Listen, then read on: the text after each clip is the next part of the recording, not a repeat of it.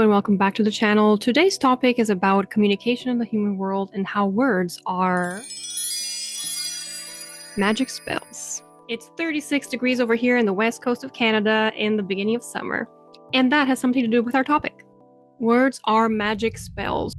And even how you see the world, it's limited by the words that you have inside of your head that allow you to describe what you are experiencing. And your ability to see the connections and relationships between the knowledge that you know is having actual understanding of that knowledge. Because everything in the world is relational, everything is influencing the things around it. So through seeing these connections, you get a glimpse of the big picture that influences everything in the background. And it's also realizing that there is so much more that you don't know or even can know. And so humans reduce things to simpler terms in order to be able to comprehend this infinite complexity.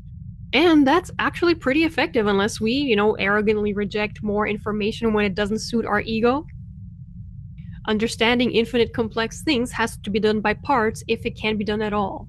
How do you eat an elephant? One bite at a time, although the imagery is not ideal. So we are restricting this understanding of the infinite by prioritizing speed and convenience instead of curiosity and taking the time to actually think through stuff. Sometimes we put it behind a paywall, and although I understand the need, it's not really a sustainable or beneficial system in the long run. Now we have anti-intellectualism and the rejection of science at all-time highs. Meanwhile, what is accessible is puppeted by the usual suspects. It has honestly been quite surprising to see how much evil a group of people can do, mostly men, let's be honest, when they want to get away with greedy, exploitative stuff. Like, look at the people that own our methods of communication, like the stuff that we go to understand the world and reality, right? It really makes you wonder just how much of our division is stoked simply because these are the people that own the narrative that is perpetuated in social media. Their finger is in the algorithm, and they direct the lens of where you are looking. And it creates kind of like an alternate perception of reality that's not real, but it's real in so many people's minds. For example, Americans overestimate the size of minority groups and underestimate the size of most majority groups. What does that tell you? So from this, you can see that people think that there are way more richer middle class people. They think that there's at least 20% of people that have around $500,000 or $1 million. That is not true. The true proportion is close to 1%. And then the other things are transgender, Muslim, Native American, Indigenous, Jewish, gay, lesbian, and then live in New York City so randomly. But you can see here that these are the topics that are usually on the media, right? And then also the perception that the middle class is much better off than they actually are. There's tons of insight that you can gather from this sort of data. Please have nuance, go into it yourself, and you will be surprised at how much you see in there. So yeah, moral of the story, you are what you consume in every way. You become your most thought and your most felt emotion, and it just will reflect on everything you do. And one of the emotions that I've been feeling recently is excitement because I love the World Cup, okay? Mega beefs with FIFA aside, I love the World Cup. One, because I was born in Brazil and we are the soccer goat. And two, I've always been such a huge fan of observing people, nations, and cultures, especially when they come together. It's peak human brilliance and goodness. Yesterday was a Canada game here in Vancouver, and the whole downtown was red. The team managed to score 6 times, and everyone freaked out.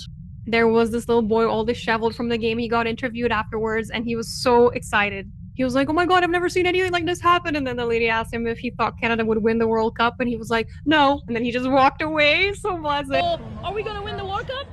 No. Okay, perfect. Unfortunately, all this human wonderment is also a very convenient smokescreen for trickery, shenanigans, and skullduggery. While everyone is being distracted by the fun that we deserve, okay, we deserve it, more sensitive policies and regulations and laws are being pushed in the background. I know I've talked about this before, but more things have been happening. Like, for example, now it seems we have some sort of coordination between the colonizer nations to just restrict or surveil the stuff that people are doing online under the guise of child protection. We have the MVP of the e-files sitting in the presidency of the United States, and we are here trying to pass stuff under the guise of child protection. I can't do it. I can't do it. How do we get here? But yeah, anyway, every day they're passing a new thing. From AI being embedded everywhere to allowing pesticides for food security, which is actually economic security, to the dismissal of indigenous rights and changing wording so that they can eventually claim it's like, oh, we were trying. This is not guaranteed that we're gonna give you water rights, but we did our best. We're considering it. Please, it's so offensive. And the vilification of migrants too. That was kind of in there, just sneaking in. So it's not really a pretty picture, but everyone's watching the soccer games, which they deserve. But this is also happening. And we kind of have to pay attention. It's really annoying, actually.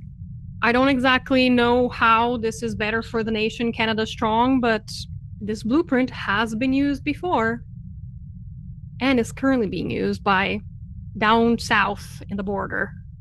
And honestly, you know what? It's a special kind of hurt when you trusted one of them. Because I liked Carney, okay? I thought he was great.